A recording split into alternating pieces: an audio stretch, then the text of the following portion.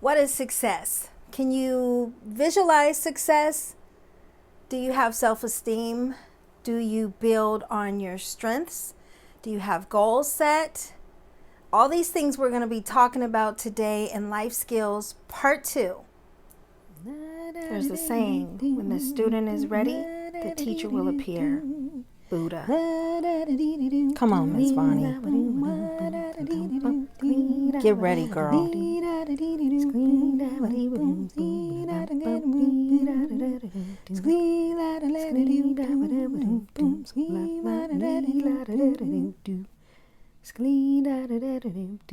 I'm ready. Are you? All right, Life Skills Part 2, continued. And it's possible we're probably going to have a third part to this, and it's all good. That's what we're going to do. It's all about learning. So, what is success? Well, it means a lot of different things to different people. So, you have to figure out what it means to you. To some people, it's having, the big house, the being married and making lots of money and, 2.5 kids, the dog, the white picket fence, and that's okay if that's your version of success. But then, will you be happy with that? Or are you going to try to strive to get more, a bigger house, more kids, another dog? So everybody has their own version. Now I know this is me personally. When I was in my 20s, my version of success was if I had the nice cars and the big house, I would be successful. But the honest question to myself is, to who? Would I really be successful to myself, or was it because of insecurities that I developed from childhood that I needed to make myself feel like I was at a certain status and that would make me appear to be successful? So now that I'm older, my vision and my version of success is totally different. So for me as an educator, my vision of success is when I've touched an innumerable or a number that I can't count of lives through my education. When I see that I've touched many, many lives, as many as I can while I'm here on this earth through the education that I've given, and I see changes in people's lives for the better, I will feel like a success. That's one of my visions. Right now I'm a student in college as well, and so when I see myself graduating, hopefully all goes well next summer, and that's just for my AA because I want to keep going. But when I see myself graduating, I will feel like I've succeeded. That's a level of success for me. But then also getting through each class, just class by class, each semester with a good grade is a success to me. So you have to figure that out and know that while you're a student in school, at least from a teacher's perspective, that each day that you've awakened and you've come to class willing with an open mind and an open heart to learn, that's one day closer to you graduating and getting out there and getting your license as a cosmetologist, which means each day that you wake up and you push through to come to school, even if you don't feel like it, that's a success. So moving on, can you visualize it? So back to me being a student as well. Can I visualize it? Most definitely. I see myself finishing school, and I won't take no for an answer. I was out of college for over 26 years, and now I'm back in college. So yes, I can visualize me finishing with good grades. That's my vision. So what's your vision?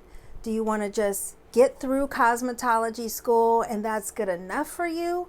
Or do you want to up the ante a little bit and get through cosmetology school with good grades, knowing that you put your best self forward as a student? Being kind to yourself and having self-esteem.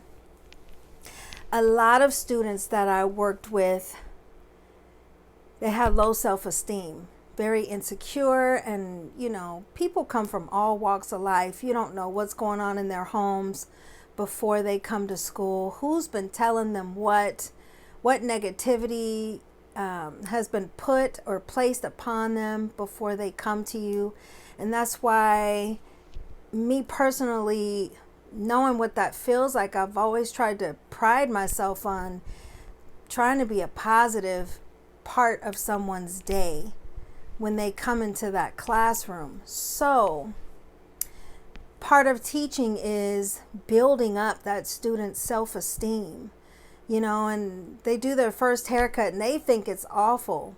But there's certain things that I'm looking at as an outsider as opposed to what they may be looking at. They've never done the haircut, so they're expecting to do it perfect the first time. I'm not expecting perfection. I'm expecting that you're learning and that the more you do it, you're going to get better, of course. So self-esteem, having affirmations for yourself, post-its on your mirrors, whatever your motto is for yourself, you want to be able to look at it every day and just speak it out loud for yourself. Something positive, doesn't matter what environment you're in, but speaking positivity over your life and knowing that those words have power. One of my affirmations for me, and I am not kidding you, this is just me because I'm on the spiritual side of things. Also, aside from my job, I can do all things through Christ who strengthens me. And when I feel like I can't go through with something, that's what I speak over myself every day. So figure out what your affirmation is. It could be, I am strong, I am smart, I am beautiful, I'm a licensed cosmetologist, I touch many lives through my gift of doing hair, nails, and makeup. I am awesome. These are all positive affirmations to help build your self-esteem. And then the teacher plays a role in that as well by encouraging you and letting you know that you're doing well in class. Being kind to yourself. I've heard many students say out loud when they mess, I'm so stupid. And I have to tell them, hey, don't say that around me because you're not stupid. That's one thing I don't tolerate. I don't tolerate the down talking to yourself, because it's been known that we believe our own voices more than anyone else's voice. So it doesn't matter what other people tell you. If you speak it to yourself and speak it on yourself hears your own voice, and you believe your own voice more than anybody. So if I say, oh my God, I'm so stupid, instantly the body language goes into a depression, because we weren't made to be negative beings. So when you speak negativity over yourself, it puts your body in a negative position. You don't want to do that. Okay, building on your strengths. Now, this is all in chapter 2 of the Milady textbook. I want to say it's the same in Pivot Point, but I don't want to say that in stone because I'm not sure. I do know that chapters 1 through 4 are similar in both texts, but for Milady's textbook is chapter 2. So this is all in the chapter Life Skills, what I'm telling you. Now, the text says building on your strengths. And that is true. I do agree with that. But I would also challenge you to build on your weaknesses. Don't just focus on your strengths. You're not that good with working with textured hair, or you're not that good at men's haircuts, or you're not that great with waxing. These are things that you want to practice on, and that's how you get better. Don't just give up and say, oh, I can't. Because the truth is you can, with practice. Let's see. Sorry, I hate saying staying productive. So one thing you want to learn, and I wish somebody had told me this when I was a student, is making the best of your time. For instance, a lot of times people have a false idea that when you go into the salon, you'll be making money right away. That is not always the case. Sometimes it's slow in there, and I've noticed over the years with the newer generations, some of them, not all, they have this attitude that if it's slow in the salon, I'll just go home and they can call me back when clients come in. It doesn't work that way in the real world. I hate to break it to you. And so you have to be prepared for those slow days. Even in school, there's no clients coming in. So what do? You whip out that mannequin head, and now's the time to start practicing your braiding. Or you're not that great with the Marcel oven, you're not that great with the curls, or you're not that good at rolling a perm. This is your chance to start practicing and making your time productive. And then the upside of that in school is that you're getting operations for that. So not only are you getting the skill from practicing, but you're getting an operation.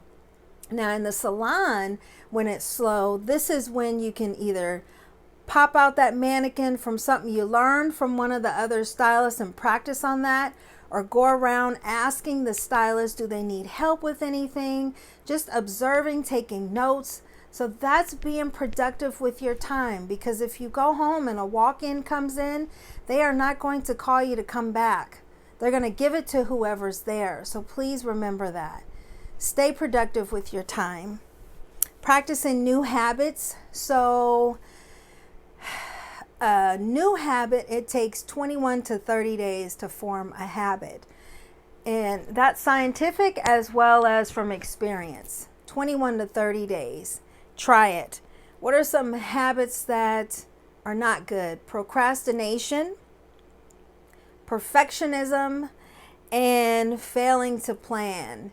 My dad used to say to me, people don't plan to fail. They fail to plan. So that's what my dad used to say.